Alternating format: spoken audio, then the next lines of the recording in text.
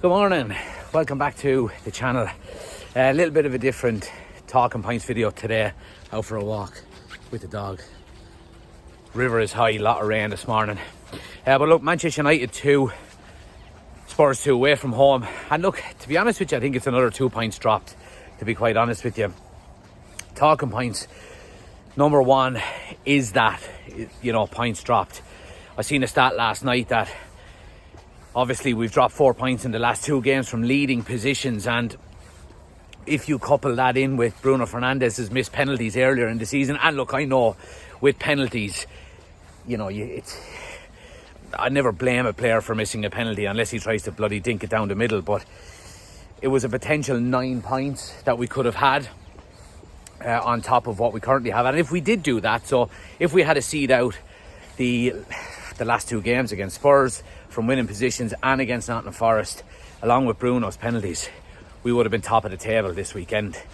So it's fine margins, it really, really is. But again, look, I mean, we talk about the resilience and the mentality that's growing within this Manchester United side, and I think it is evident to see, and it's something that Ruben Amorim is working on pretty hard, in fairness, and you can see it coming out through the players. We speak about the Forest game last week and the Spurs game this week, and from last season we go on to lose them games, in my opinion. We genuinely do. So there are positives to take from it, but we've got to look at shoring it up at the back, to be quite honest with you. Again, we talk about our goal difference, and we're down there around. Are we a negative goal difference? Maybe we are. Maybe we are slightly above it. I know we went 7th on the weekend after Liverpool lose to City, true goal difference. So we've now got I think 1 better goal difference than them. But I think it is something that we need to take into consideration. We need to stop leaking goals as easily. But look, there's a lot of positives to take since the last international break and this one. And yeah, I mean, we've got a good run of games coming up, but we'll talk about that in a few minutes. Now, number 2, Bryan Mbeumo. Again, the man of the hour, it's got to be said. And look, it was a very good performance from him again. He is absolutely by far our best player this season. And I think when you look at the type of player that Manchester United are, wanting to sign over the last couple of seasons, he is up there with, he's the best signing since Bruno Fernandes, in my opinion. He really is. And another great goal yesterday. Yeah, look, I was really happy with it, to be honest with you. I think his work rate is fantastic. He gets into the right areas, and more than that else, he finishes his chances when they fall to him. It was a lovely ball out of Ahmad. And again, it's that whole thing that we didn't have last year. 1 chance, 1 goal. And yeah, he's been absolutely worth every penny that we've spent on him so far. Morning.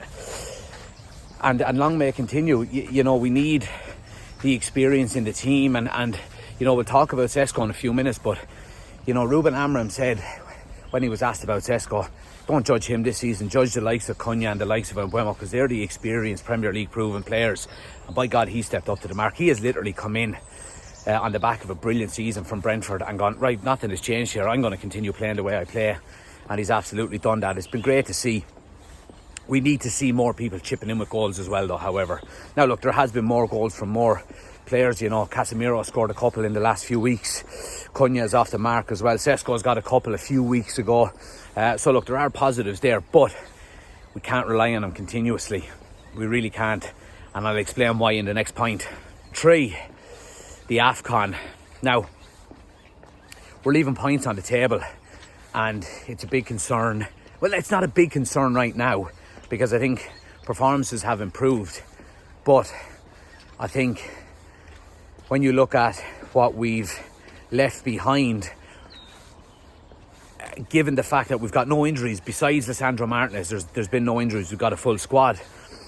When the AFCON comes, we are losing Ahmad, we're losing Bryan Mbeumo. Now, look, there has been talks that Bryan Mbeumo gets to stay for an extra couple of games, and there's conversations going on with his national team and Manchester United around potentially letting him stay for a game or 2 extra. But we're dropping points now. Not that we're dropping points, but we're leaving points behind when we've got a full squad, when we're losing the likes of Brian Mbeumo, Ahmad, there's going to have to be someone else is going to have to step up to the mark, and that's the big concern. You know what I mean? It's the big concern. Now, there's time before then. Obviously, we have the international break now, and there are going to be a favourable amount of games between now and the start of AFCON. But we've got to start chipping in with goals somewhere else, because if our main man is leaving for the AFCON, it is a worrying issue for Manchester United. It really is. But look, small issues at the moment. It's been very, very positive, and I think I'm going to switch arms here because my left arm is absolutely killing me.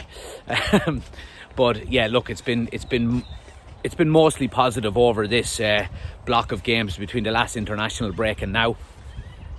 And with the good fixtures coming up, I think it can only get better. Now, let's move on to number 4, Casemiro. And we're talking about players leaving for AFCON and so on and so forth. But Casemiro is one that will be staying, obviously. But he's obviously not got 90 minutes in his legs anymore. And it's quite evident that when he does leave the pitch, we are nowhere near as good a team as we are when he's on it. Now, there was a stat that I was listening to this morning on Talk of the Devil, supposedly that when Casemiro has been on the field, we've conceded 3 goals this season, and when he's been off the field, we've conceded 15.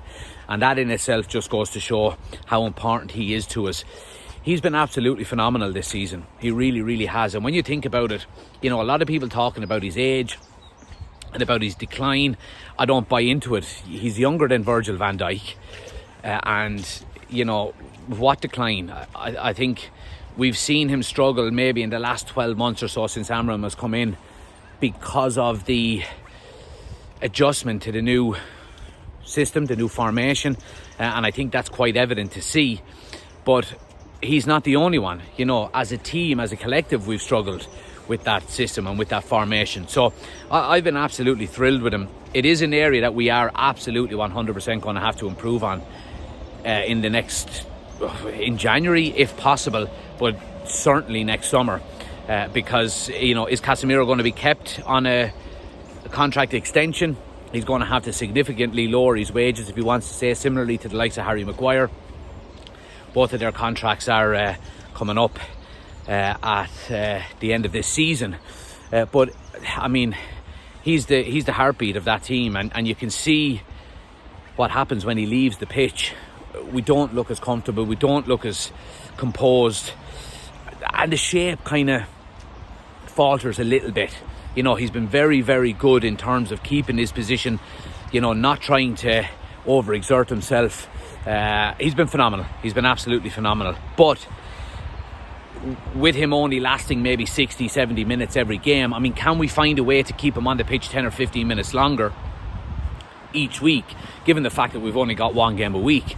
And then, do you go on to win more games? Do you go on to gather more points? And I think that's something that Ruben Amorim can potentially look at over the next few weeks, and maybe over the international break. And number 5, Amorim to blame. I've seen a lot of things online last night, over the weekend since the game, about is Amorim to blame for dropping 2 points basically with these substitutions. I don't buy into it too much, to be quite honest with you. Look, we've spoken about Casemiro already. That change had to be made.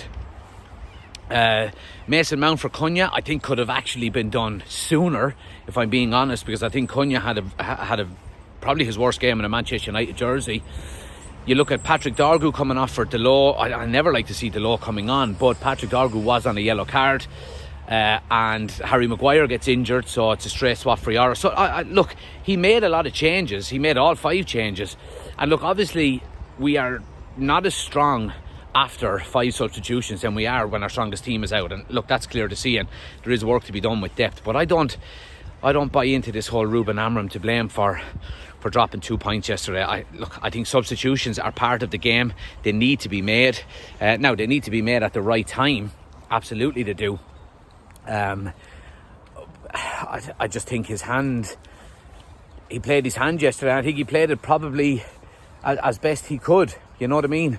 Absolutely as best he could. Now, I do want to give a final Shout out to Matthijs de Ligt. He probably should have been one of the points that we mentioned here, but come on, Messi, come on, buddy, because he's been absolutely phenomenal this season for us. He's just quietly gone about his business, and he is, I mean, outside of maybe Gabriel and Saliba for Arsenal, he's the best centre back in the Premier League so far this season.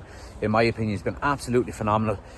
Pulled us back to 2-2 yesterday with a great header, but even outside of that, just the defensive work that he was doing. He got very unlucky for the Spurs goal that took a deflection off of his foot.